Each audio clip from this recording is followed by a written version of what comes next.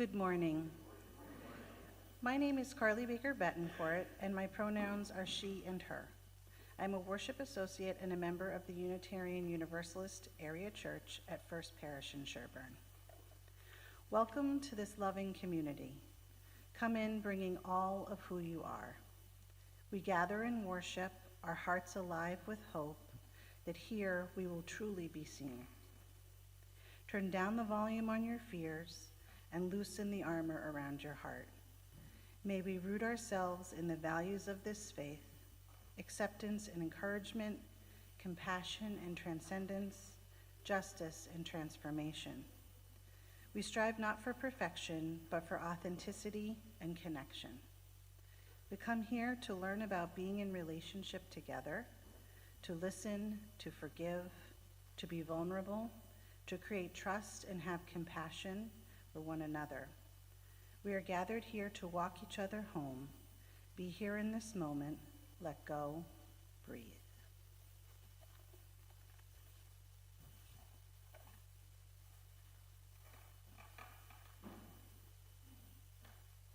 Good morning, friends. My name is Reverend Nathan. I'm privileged to be one of your ministers. I almost choked myself in my stole when I stood up and stepped on it. Still getting used to this after all these years. Hey, let's turn around and wave good morning to our friends watching from afar. Good morning, all of you. We have a few announcements today, as is our custom. We first want to give our big thanks to the McCoy family who are up there helping with the tech station. Thanks, everybody up there. It's not a performance. Mistakes are allowed. In fact, they're even encouraged. Just a few gentle reminders about things that are happening that we all need reminders for. Prayer cards and candles are over here to my left, your right. Ian's going to share our prayers this morning. You can put up one of those if you'd like to and light a candle.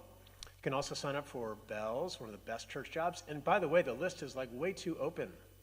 It's way too open, everybody. So I'm expanding the field to say that especially adults are encouraged to do this task. It's very kinetic. You're in your body, and you get to feel it's good to do something, like with a lot of the stress in the world. So I encourage you to sign up for that. We also can sign up for the chalice and to bring our beautiful flowers here, which the history folks have here in our community. As always, welcome newcomers. If you have a blue card, please raise it up in the pew if you see one of those so that new folks know who, sign your name on one of those so that myself and our staff can reach out to you and thank you and welcome you to our lovely community. Children and babies are especially welcome, and we have a space in the back. Humans are noisy and beautiful people of all ages, so no matter what, you are welcome here in our space. There's also faith formation classes that will begin after Reverend Joe does our Wonderbox time. And as usual, join us for coffee hour downstairs, which is accessible via the stairs, and then, just to be confusing, the elevator, which is all the way over here, and there are signs.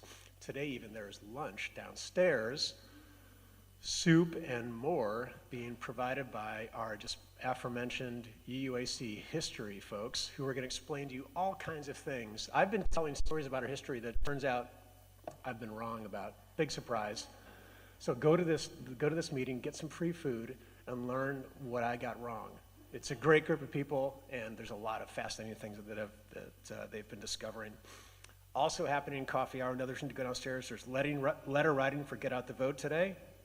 It's the organization called Vote Forward, and it helps to turn out young adult voters, and Ian is going to be helping with that. Next Saturday, how is it already almost the end of October, is our annual Halloween potluck and haunted house. We were hoping that the new organ would be here in time, right, Sarah, to make the haunted house even more vibey, but that's going to come. I'm pointing over there because that's where it's going to go in November, but it's going to be awesome. And just look in the weekly email. If Reverend Joe or the team asks for help, please, the power of yes is one of our sacraments here at UAC, right, Joe? And then also next Sunday, can I just say two more things, invitations? I have my annual Roots class, an introduction to Unitarian Universalism.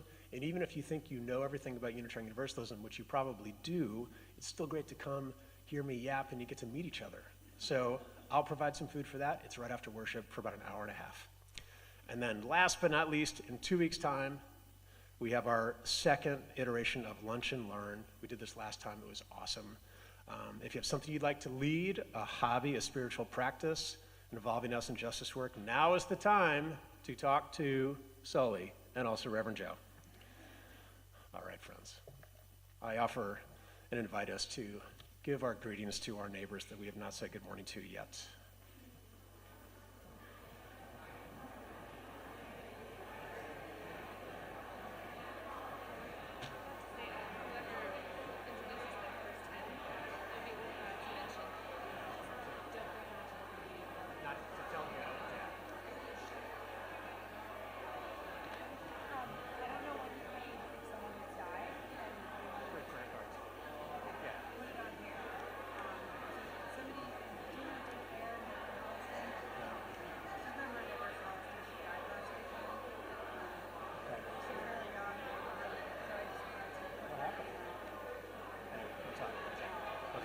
Ian's going to do prayers, but they'll say.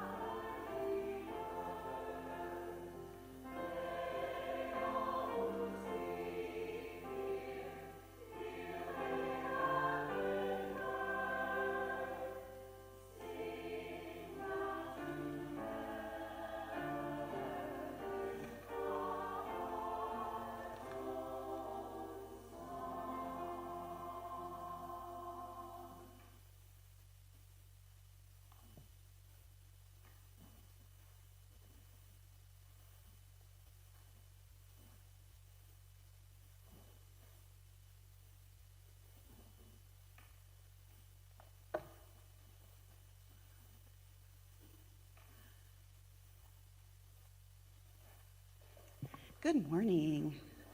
My name is Reverend Joe. My pronouns are she and her. I'm one of your ministers. And just a few words before we share our opening words together. I'm really looking forward to the next piece the choir will do later in the service for the offering. They prepared it for a couple weeks ago. It's at the service closest to Yom Kippur. It's this gorgeous piece called Avinu Malkeinu. It's one of the most central prayers that's sung on Yom Kippur. Literally translates to Our Father, Our King, but basically it's just asking for the divine to treat us kindly. And now we're in the middle of a different Jewish holiday. It's the holiday of Sukkot, in which people do eat, sleep, if you are very bold, and sing and gather together in these little temporary huts. And it's an encouragement to do something a little different and slow down. So the choir is going to sing that piece, but they're going to sing it with different words. It's a piece that was written by a contemporary Jewish folk singer, and instead of Our Father, Our King, they think about this as the mother's response. And I sing this to myself all the time, the line of, slow down, child, slow down. So as we enter this time, I invite you to slow down, to imagine whatever divine presence or not, whatever presence speaks to you this morning and is telling you to be here and slow down, to be with you. Our opening words are really very much in that spirit. It's God Says Yes to Me by Kaylin Hott. I invite you to respond with the words on the screen. I asked God if it was okay to be melodramatic, and she said yes. I asked her if it was okay to be short, And she said, "It sure is." I asked her if I could wear nail polish or not wear nail polish. And she said, "Honey," she calls me that sometimes. She said, "You can do just exactly what you want to." "Thanks, God," I said. "And is it even okay if I don't paragraph my letters?" "Sweet cakes," God said. Who knows where she picked that up? What I'm telling you is yes, yes, yes. Gorgeous. When Nathan preached about, wouldn't it be great if God called you Hun? I sent him this while he was preaching. So invite us to join in our opening hymn, which is, I believe, Spirit Says Do, yes? And then we invite you to follow along with the lyrics on the screen, because it'll be slightly different than what's in the hymnals. Invite you to rise in body or rise in spirit as we sing together.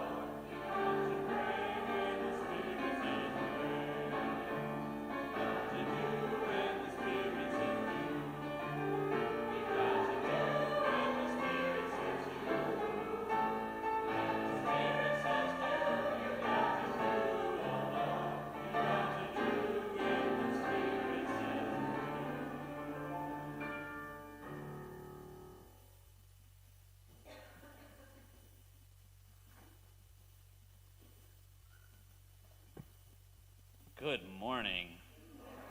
That song does make it a good morning, doesn't it? Man. Please remain standing for our chalice lighting, which will be lit today by Kaya Kornwitz.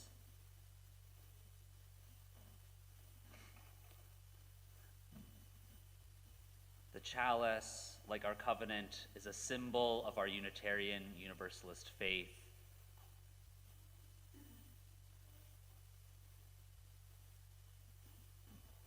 A symbol of the fire within us all and the fire that continues to burn even after we leave these walls.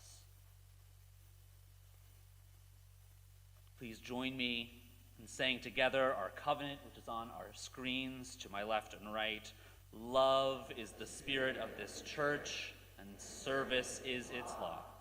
This is our great covenant, to dwell together in peace, to seek truth in love, and to help one another.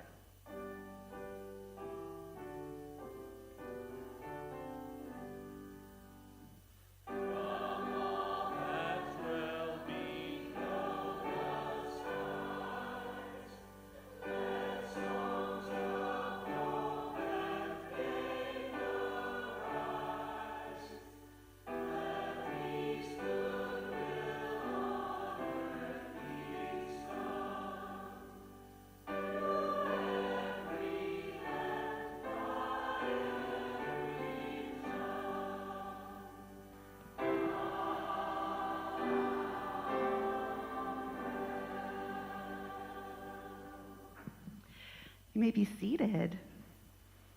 So we come now to our Wonder Box time, and usually the first thing we do is invite the young folks. I'm going to do something different. I'm going to invite the older folks. Any adults who would like to come on up, you can sit in the pew, you can sit on the stairs.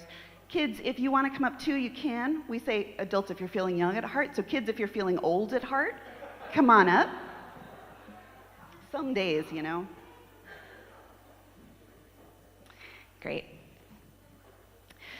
So good to see you. Oh, look at you. Perfect. Oh, this makes me happy. Oh, and we're bringing up, is that a unicorn? Amazing. So today's Wonder Box is kind of in the spirit of the history presentation that's going to be happening later today. It's a piece of Unitarian Universalist history. And I'm taking a class. Oh, look at you all coming up. It's so great. This is just delightful. It warms my heart. I was having a tough morning, and I'm like, look at you all. I'm taking a class with a seminary in Minnesota on Unitarian Universalist faith formation. And the things that I brought in the Wonder Box are things that they showed us there. We got to look through a whole bunch of really old Unitarian Universalist faith formation materials. Sometimes it was a class, and sometimes it was a pamphlet. It was all sorts of really interesting things. So I brought in some samples. So first, well, there's two of them, so we're going to start with one. Can I have one volunteer to pick? Okay, come on up. Yep. We're going to have grown-ups do other parts. We'll let the kids open it. Can you pull up the first thing on there? Yep. And can you hold that up real high? And whoever's up there at the slides, can we hold? There we go. Whoop, one more. Back. There we go. What does that say on it? Am I a good church school parent? So before you get any ideas, the answer is yes. Even this historical piece of thing makes a point of saying yes. And let's have a conversation. Thank you. I'll take that for now. This was put out by the Council of Liberal Churches, parentheses, Universalist Unitarian Incorporated. This meant it was done in the 50s, before those two denominations merged. I don't have an exact date, but even just the design makes me think, okay, it's the 50s. So we looked through these, and I was struck by how much was the same and how much was different to the kinds of conversations that I get to have with families and people who've had kids in the RE program, in the faith formation program. I didn't update the language in this, so it does say church school instead of faith formation. And there's some other terminology that might not be exactly the way we use it today, but I want to ask all of you, as we listen to some of these, like what feels like it's still, oh, that's still true, and what feels like, oh, we don't think of it that way anymore, and what questions might we be asking now? So we won't read all of it. I took a couple of excerpts, and you know you're a faith formation person if you're up Saturday night with Mod Podge and gluing things. So can I have a volunteer, probably an adult, but it could be anybody, to read some of this aloud into a microphone? All right, we're going to start with Julia, and then you can pass it. And there's some question and answers, and you can skip ones that don't appeal to you. Wait. Just start with the intro, if you would. Oh, the intro. This pamphlet aims to help us think through together our role as parents whose children are attending a church school. All of us want to be good church school parents, yet often we have not realized that the very things we can do most simply and effectively are important aspects of the role. Most of us will discover, as we ask ourselves the questions in this pamphlet, that we are better church school parents than we have believed. But perhaps in thinking through some of these issues, we will gain insights that will help us to be even more effective. Beautiful. And you want to pass that to somebody who'd like to read the next one. You can pick a question that appeals to you.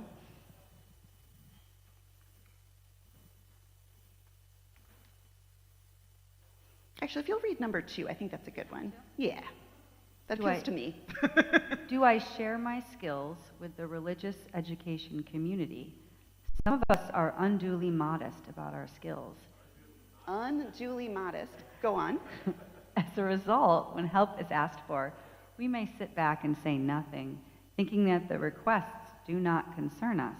But many skills are needed in carrying out the work of the church school, and some require no more than time and a willingness to learn. Here are only a few. Being an assistant teacher, helping the teacher collect materials, looking up stories or pictures, playing the piano, serving as a librarian, serving as registrar, helping type the letters or mailings to parents, driving or accompanying on a class on a field trip, making cake or cookies on special occasions, helping set up a parent's library, or making costumes for a festival or pageant. Beautiful, thank you. Could I have a kid read question number 3? You would raise your hand over here. You do that way first, and then we pass it over this way. All right, if you'll read number 3, please. I think it's on the second glued page there. Great. Do I share with the teacher the things my children say about their church school experience? Teachers, like the rest of us, are human and like to be recognized for the work they have done. When our children come home reporting a wonderful morning, or asking questions that show they have had a meaningful experience, or bringing work that suddenly opens our eyes to the meaning of their activities at the church school, do we take the time to telephone the teacher and let him know about it? It only takes a few minutes, and it can be very encouraging. Many teachers would stick to their tasks much longer and enjoy it more securely if they knew the results that they were achieving. Awesome, thank you. All right, and I think we'll just have somebody read question 4, and then I want to hear what y'all think about it. I did promise Eliza could read it. There's going to be more, I promise. Question 4, please. This is one that I was like, when I read it. Please, if you'll go ahead. Do I try to help new parents feel that they are part of our church school group? When our children report that a new child has joined their class, it is important for us to learn who he is and where he lives. We might then... Keep going, you're good. We might then telephone or drop a note to the parents and offer to talk with them about what, to the best of our understanding, the church school is trying to do. Some of us are timid? Yep, timid. And don't like to approach strangers. But we should remember that the new parents might feel the same way and might welcome a chance to attend church with a family who already know the other members. And when a new parents do appear, we should never be so busy talking with our friends that we fail to make the strangers feel at home. Perfect, Eliza, thank you. We won't read all of these. I will put them on display, and I can send you in the newsletter a link to like the full scan of them because it's fascinating. Thank you. You can hold on to that because we're going to use it for the next one, if you will. I'm curious what folks of all ages here thought when you heard these. Yeah, you want to go first? You notice they never said her or them when they're talking about people, whether it's the teacher or the students or the parents. Yeah, I noticed that too. What did we notice about what kinds of questions they were asking? This is for the grown-ups out there mostly, but kids as well. Yeah, go ahead.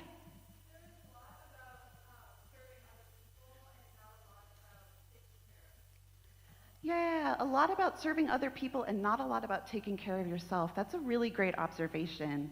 And you know, I noticed in even just the questions that were being asked, I got to think like parents weren't really asking that, right? One of the questions that I didn't include was, do I make sure that the church budget includes adequate funding for religious education? Like, how many parents are going up to our finance team and asking that, but maybe you could. But that's about what kind of community these religious educators are trying to foster in their community. Maybe it is some of the conversations that we're having. But I notice we are having a lot of conversations among us about how we take care of ourselves as well as we take care of the kids around us, right? And I'm glad for that. What else? Anything else that folks notice before we move on to the second item? I want to just read the very end of it. If it's all glued together, oh no. Very end, it says, do you do all of these things? Of course not. Who could? But are you doing some of them? Are you thinking about others are you thinking about other things you might do? Then you probably are a good church school parent. How fortunate for your church and your child. I mean, this just cracks me up. It also is like the presumption that folks want to make sure they're being a good church school parent, right? And I want to expand this to like, not just a parent. What does it mean to be a good community member when there are people of all ages? How do we support the kids in our community? How do we support the elders? How do we be in conversation? So that's a question I hope we have. There's one more item in here that we looked at. Yeah, go ahead. In my class. We won't read as much from this one. Go ahead, can you hold it up? Great, and if we could do the next slide, what does that say? Am I a good teacher? Thank you. I saw this one in the list of files and went, oh boy, I'm gonna click on that one first because I don't know if I am. I had a lot of conversations with folks. You've heard me like every week talk about how we need teachers. And what I think is interesting is like the things that hold us back sometimes from offering to teach or lead something. It doesn't have to be teaching in a classroom. And for me, sometimes it's the worry that I don't know enough, right? Maybe other people have that worry. I'm gonna just read a couple of sentences from here, and then I'll pass it to a couple people to read a few more. What teacher does not ask over and over, did I teach well today? Or why did it go so badly today? What teacher has not asked others who have seen them teaching, how did it go? How could it have been improved? Anybody who's ever taught in a faith formation class or somewhere else, did you ever feel unsure about how it went? Yeah. I know that feeling really, really well. And it says, there are a few rare occasions when we can see exactly what our pupils are learning and judge the advance that they are making so clearly that their progress is immediately visible. More often, results are unnoticed, and only months or years later do the slowly maturing ideas we have planted come to the surface. This is one of the joys of teaching, and at the same time, one of its great frustrations. I love it when I hear second or third hand reports that a kid went home and said, oh, that was so cool, or I can't wait to go back. I want to make sure we're telling our teachers that, right? Let's pass that back to our teachers. There's a good header that says, our teaching may be better than we think. Don't worry about that one, it just is. And then they list a couple of questions that you can think about as guidelines. So if you've ever thought about teaching and you're feeling a little held back, see if any of these questions spark your interest. Could I have somebody read some of these questions aloud? They don't have answers, I've just listed the questions. Yeah, Miranda, thank you. Eliza, can you pass the microphone, spare mic over to Miranda, please? Thank you.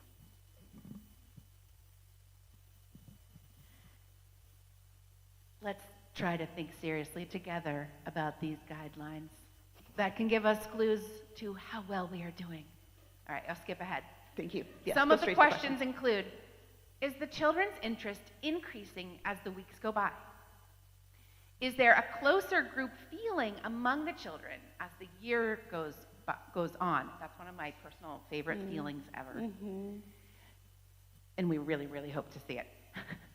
Do your children seem to be moving in new directions in their thinking and to be searching with greater insight into the ideas they already have?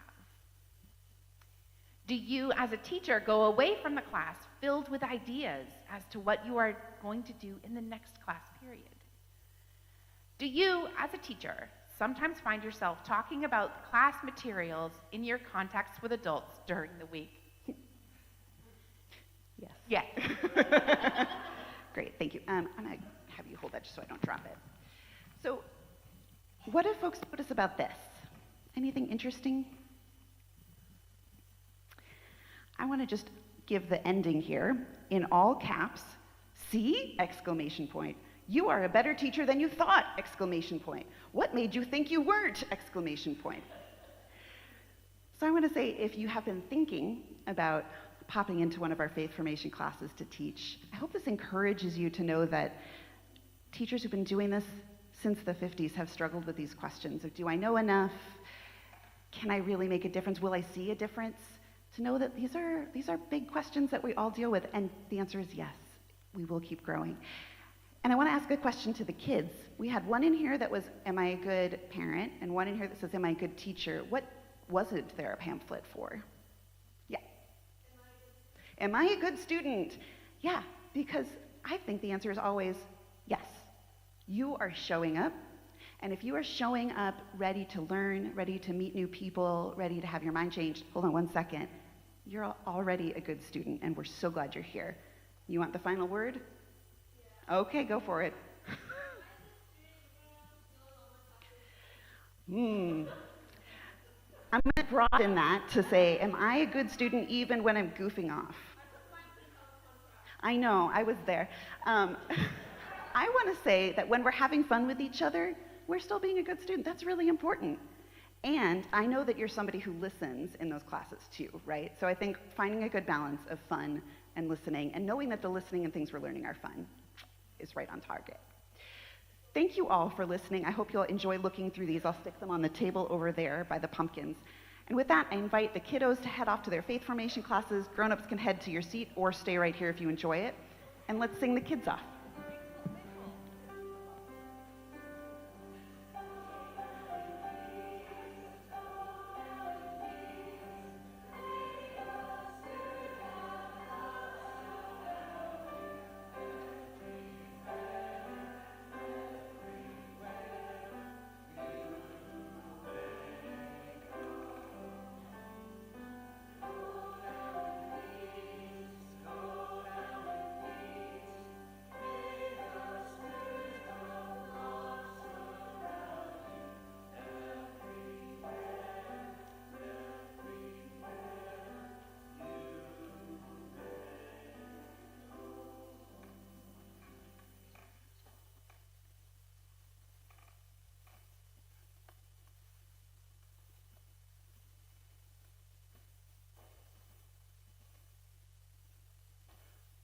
Hello again.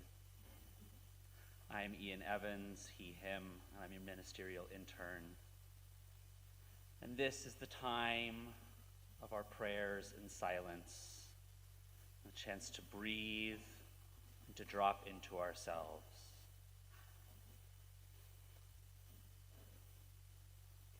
Let us begin first by singing our prayer hymn, number 15, The Lone Wild Bird.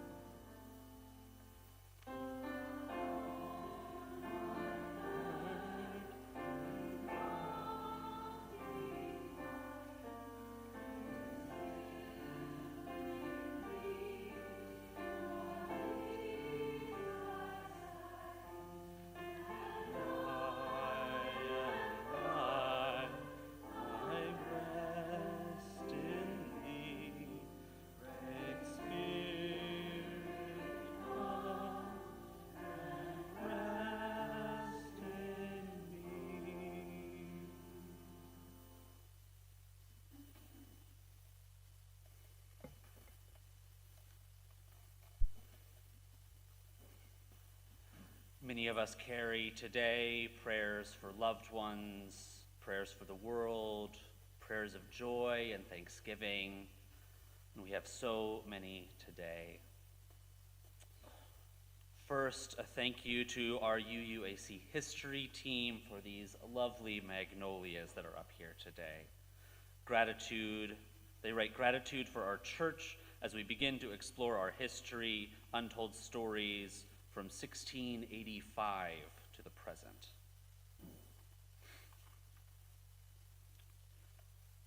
Next, we have a prayer for a loved one. Diola D. Fair, who was a beloved Holliston community member, died suddenly last weekend. Please keep Dee's family in your thoughts and contact Barb Warby for more information on services.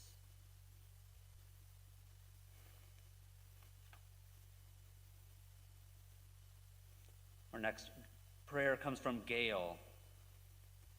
She asked for prayers for Jordan, Tikva, Sasha, Mary, and Joe. 5 requests for lovely people who are not doing well. Please keep them in your hearts.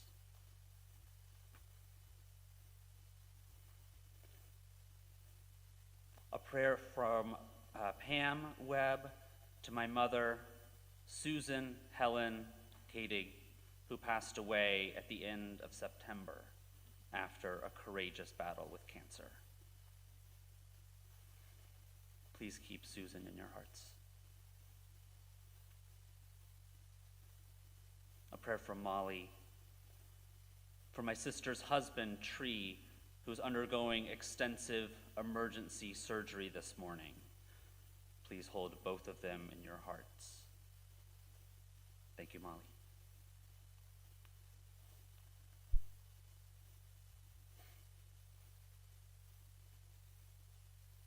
We have a prayer here that says, for Mugsy, whose cancer has returned.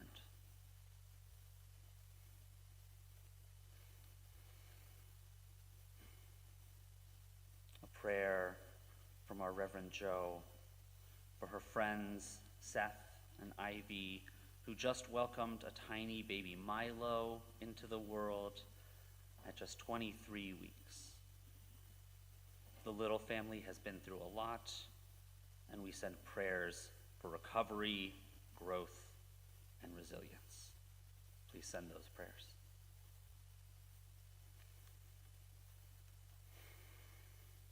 We will now light a candle for those prayers for loved ones spoken and all those who remain silent in our hearts.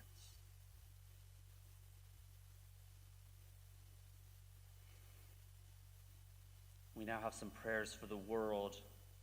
A prayer for the 3 killed and 8 injured in yet another mass shooting in Mississippi at a homecoming game just yesterday.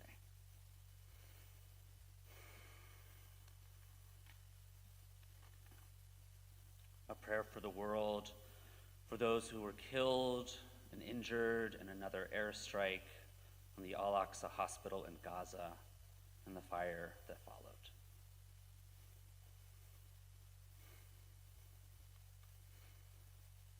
There are so many prayers, those that I've spoken and those unspoken, for our world right now, and we will light a candle for them.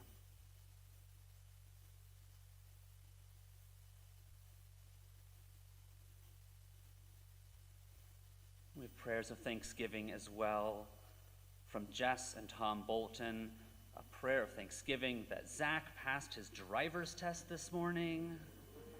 Woo!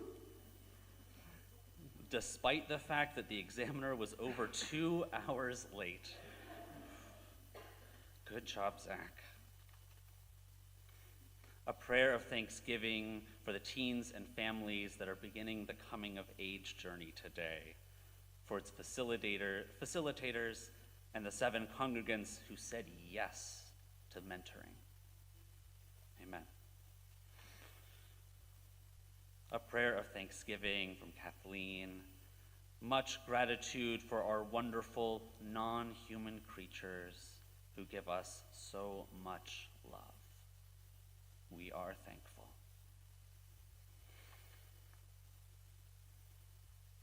I know that we still have so many prayers of thanksgiving on our hearts, those that I've spoken and those that remain silent. So we will light a candle for all of our prayers of thanksgiving.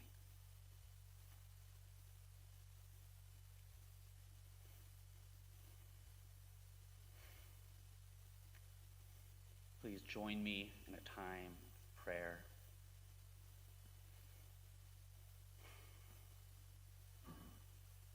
Dear Spirit of life, that which has so many names and no names, there is so much in the world today, so much that seems to require our attention, so much pain. Let us witness it, let us be with it, and let us also remember that there is still so much joy and beauty and thanksgiving out there to see and to be with. And witnessing one does not mean that we must forget the other. Let us hold them both. Please join me in a time of silence together.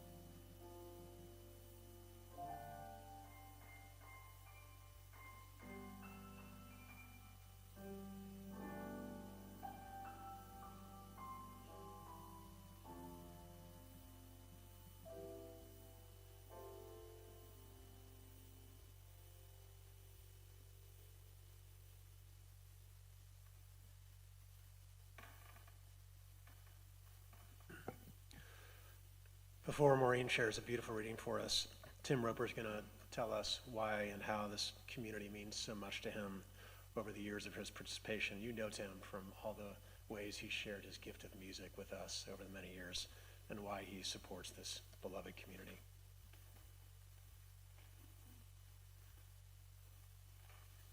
Good morning. Wow, I would come here anytime just to hear Kathleen play something by Sarah Bareilles. That was beautiful, yeah.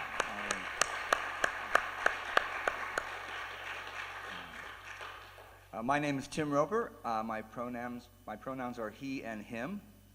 And I've been attending the Unitarian Church here in Sherburne for almost 20 years.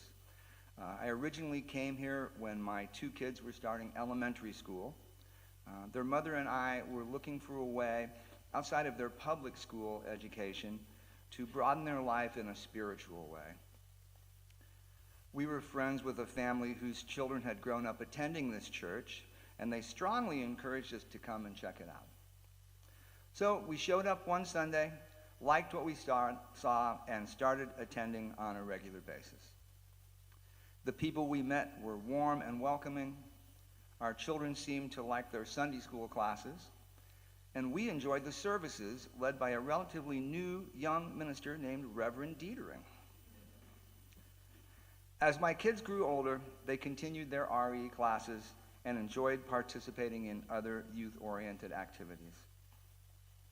They went through the OWL program, they completed the Coming of Age program, and I was very happy with the decision to bring them here. I felt that their growth and maturity had been informed in a very positive way by their experience here. I was also somewhat surprised to find that I had found something very special for myself as well. Not long ago, I shared with you the credo I had written as a mentor in the Coming of Age program, and I spoke of becoming disillusioned with organized religion as an adult, as a young adult. I was not expecting the experience in this building to be as rich and rewarding as it was for me personally. I taught RE classes with varying age groups. I became involved with the children's choir, and I was a mentor for coming-of-age youths. I found that supporting these youth as they navigated their spiritual journeys was really very meaningful. It wasn't just about guiding them. It was also about learning from them, witnessing their growth, and finding that I had grown as well. One of the greatest gifts I've received here has been the opportunity to be part of the music program. Music has been an integral part of my life from a young age. As a music teacher and performer, I do a lot of music outside of this community. However, there's something very special about making music in this space. Many of you have graciously thanked me for my musical contributions, and I am grateful for that. But for me, the joy I experience making music in this loving and accepting environment is unique.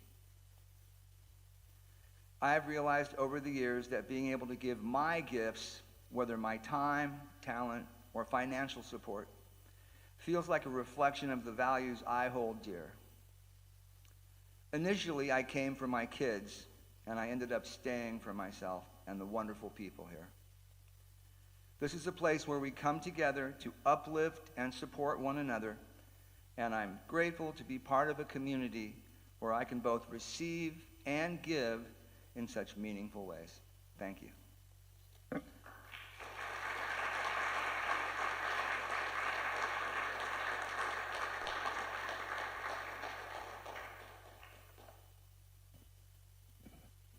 Thank you, Tim. This morning's reading is called God's Apology by Rich Orloff.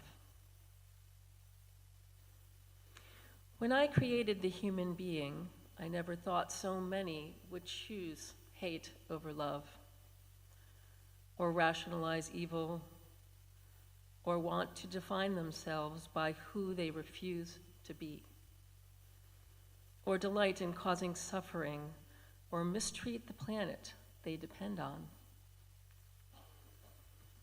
When I gave the human being the full range of emotions, I never thought that humans would turn disappointment into resentment, insecurity into hostility, yearning into demanding, or fear into war.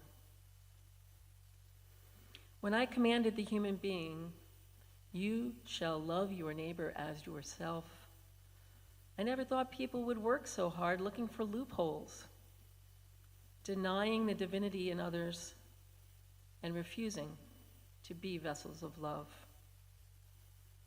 I knew that life would be incredibly hard, but I thought the pains of life would be compensated by me filling the night sky with wonder, painting nature with dazzling colors, creating foods that don't just nourish but offer pleasure, providing each day with the possibility of joy. I want to tell every child and each adult, I am sorry. Please forgive me. I really believed that life would be less painful and that the gifts of life would be so appealing that gratitude would be contagious. I hope you will accept my apology and that I wish the pain in your heart be replaced with the profound knowledge that despite all the flaws of existence, you are my gift to life, and life is my gift to you.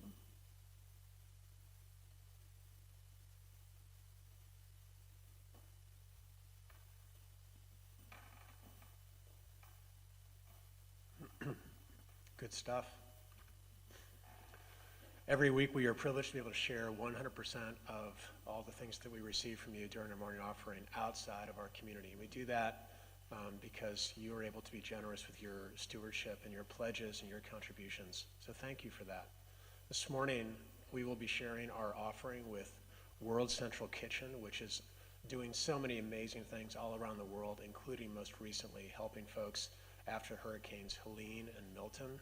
Their mission is that good food provides not only nourishment, but also comfort and hope. So I invite you to be as generous as you're able to support the good work of World Central Kitchen.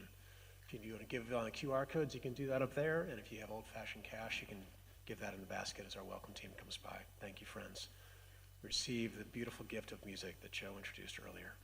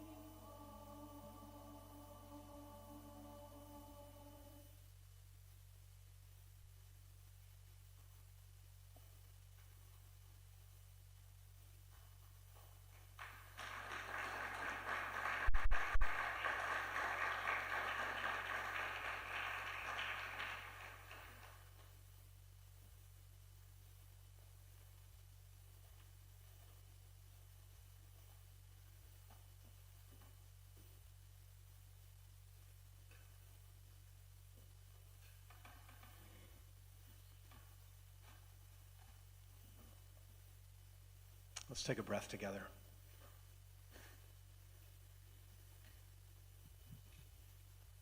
Let's look outside the windows. It's a beautiful morning, isn't it? Here's our world as we look outside. Beautiful days like today happen, and terrible things too.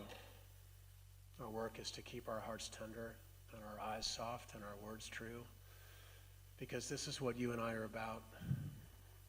We know there's no answer but to love each other, even if we wish that there might be another way. We bear witness against destruction, and we gather here in this community and others like it to practice being the people we say we want to be. Friends, we cannot do everything, but we can do something, and that something is not nothing. So as Leonard Cohen continues to remind us in these times and places of our lives, ring the bells that still can ring. Forget your perfect offering. There is a crack in everything and every one of us. We might say together, that is how the light gets in. 2 Sundays ago, as Joe mentioned, in my sermon, I was talking about traveling north to my beloved daughter, first of all, and stopping at my beloved Common Man rest stop in Hooksett, New Hampshire.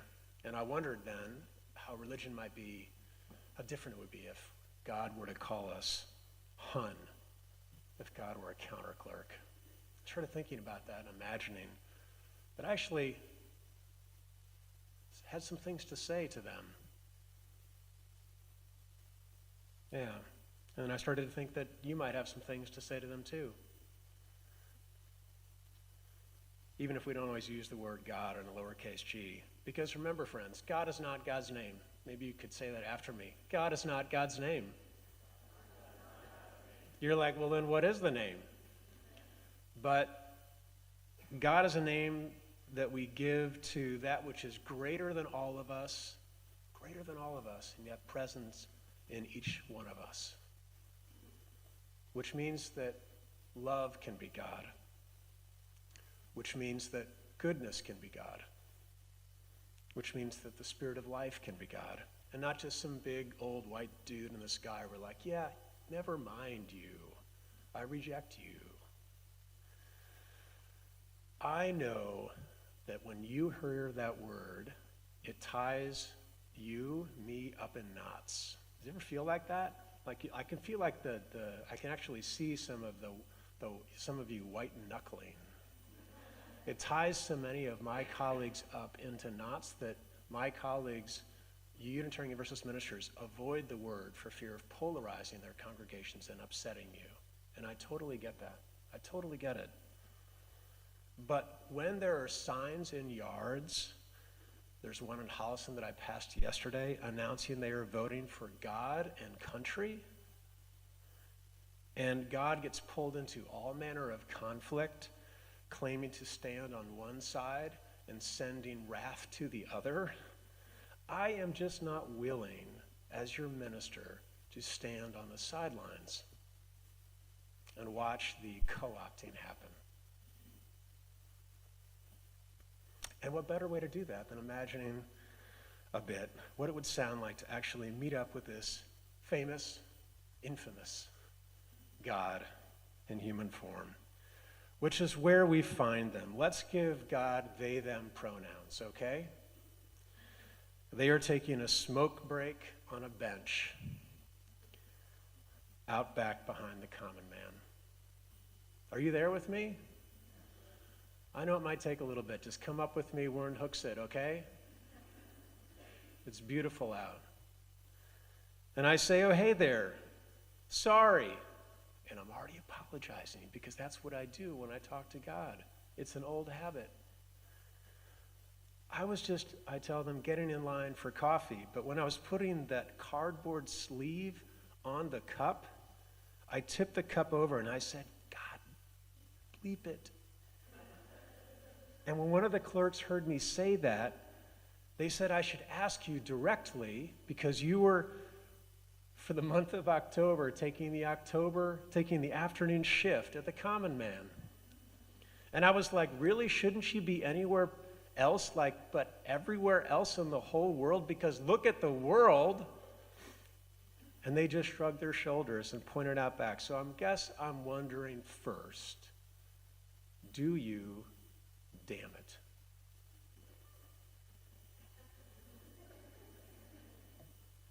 But God doesn't look up. They are wiping the ash off the apron that is stained with oat milk and caramel syrup from earlier in the day when they refreshed the coffee station. They take a drag from their cigarette, exhaling in the weary fashion all of us do when we're tired from the day. What was that, hon? They say. Aren't you clergy? You still in Sherburne all these years ago? Those people must be patient as saints. Do I damn it? And then they turn their head and they just roll their eyes at me.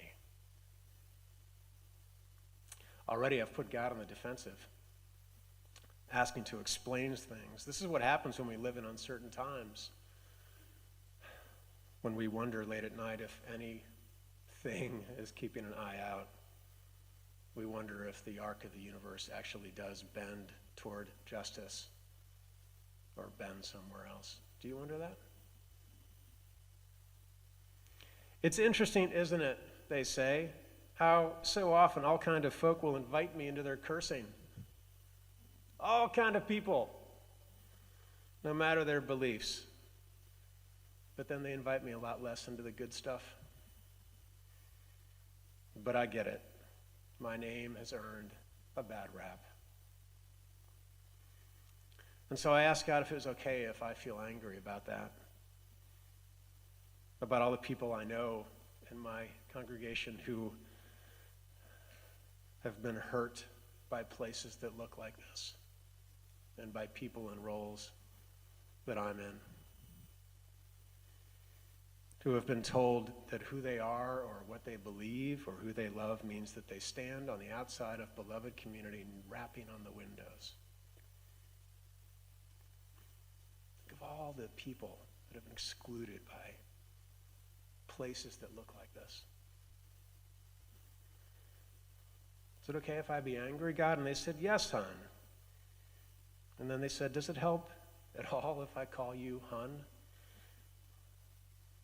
And I said, yes, maybe, because that's what my mom was calling me when I was a sick home as a little kid, or at least pretending to be, holding the thermometer up to the light bulb, trying to get Ferris Bueller, day off, skipping especially morning mass. And my mom would say, hon, here's a cool cloth. Here's a cool cloth. And she'd rest it against my head. Hun is a word for me of comfort, of closeness, of proximity, of care. And for me, and maybe for you, in these times, God is a word of distance, passivity, wondering where the hell you are when parents die, kids get sick.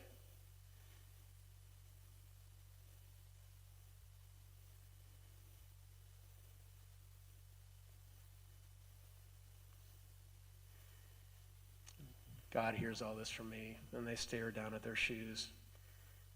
You wondering what kind of shoes God might wear? Doc Martens, of course, because of the big soles. Come on, everybody.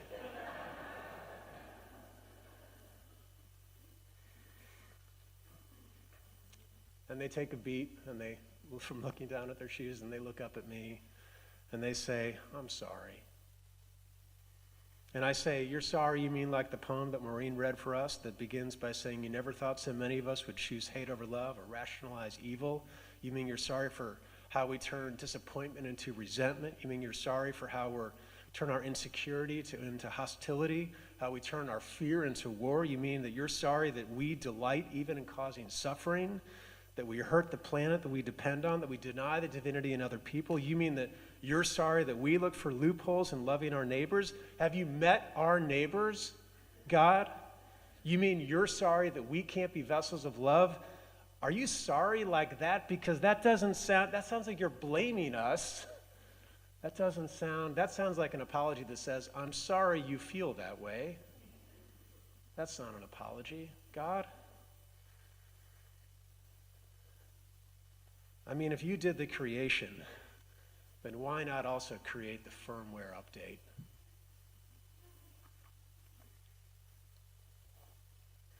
And then they sink their head back down toward their Doc Martens and they say, fair, it's been a long shift. And there's a ticker tape on the TV that's playing all afternoon long, and it's got the worst news constantly. And it breaks my heart. And I say to God, same. Even though, God, it is also sometimes balanced out by true blue autumn days like this when it's going to be 72 outside. And there are Thursday nights like the one week before last when the Northern Lights showed up unannounced and stopped some of us in our tracks and in our election anxiety enough to go, whoa, wow.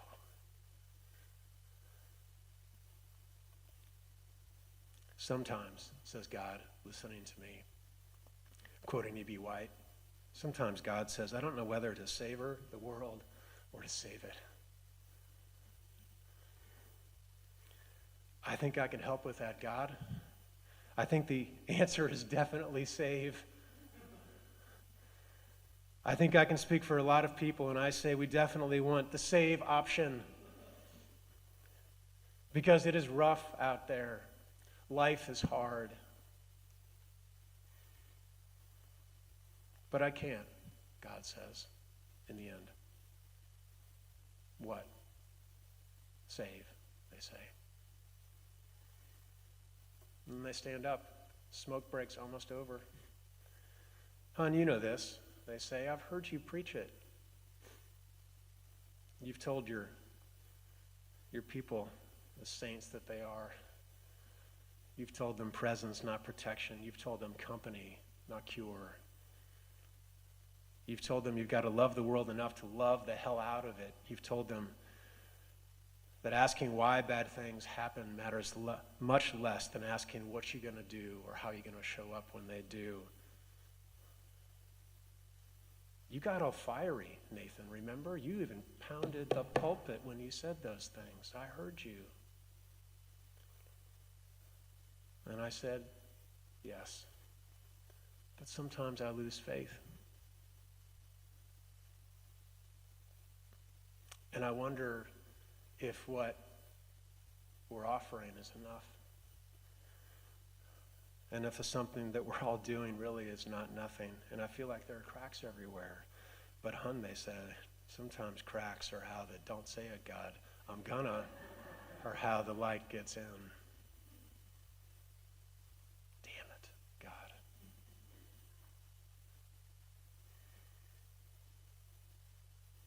Can I ask some quick questions before you go, at least before the closing hymn, I say to them? Okay. First question. What do you say about religious nationalism and voting? And God says, oh, easy ones. God says, I quote Lincoln, Sir, my concern, Lincoln said, is not whether God is on our side. My greatest concern is to be on God's side. And God is not my name. God is the name for that which is greater than all and present in each. Will you be on the side of love this season? Remember, second question, God, anxiety. I need tips. And God says, breath.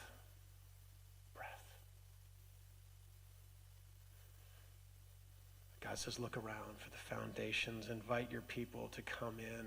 Send an email on Thursday so they will hear you with Reverend Joe and Ian to come in, to show up for yourself and stay for somebody else. and look for the stable places. Come for yourself. Stay for somebody else. We are more than just our feelings.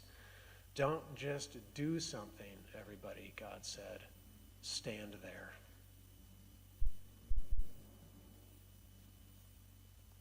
Third question, God. Platypus. Explain. God said, isn't life amazing? Embrace the weirdness and the wonder.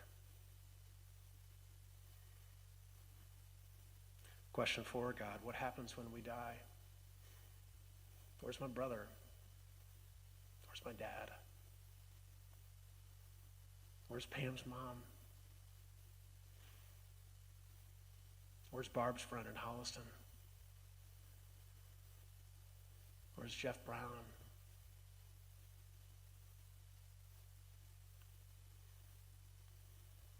Where's Gary Strigartz's daughter, Linnea?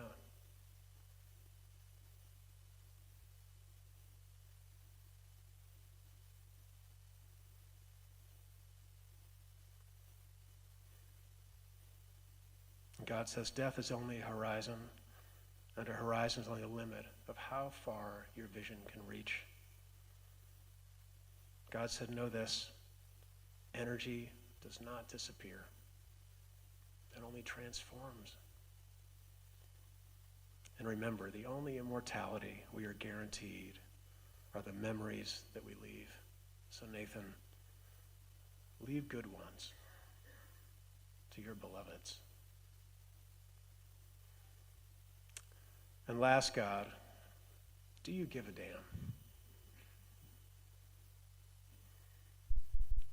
No, but I want you to. Give a damn, that is. Stop calling them sermons, okay? Call them instead damn giver dispatches. Because the thing I'm worried about most is your resignation and your cynicism. The feeling that says, I don't care. Doesn't matter. Care for one another, hun. And keep telling your folk to give a damn. Amen. Holy moly, it's 11:50. So we're going to sing an old hymn now. It's Be Thou My Vision, which is, old school language for what and who God might be. And I want us to just know that the vision that you might have is entirely and beautifully yours. All of them are welcome. Let's rise and bow to your spirit.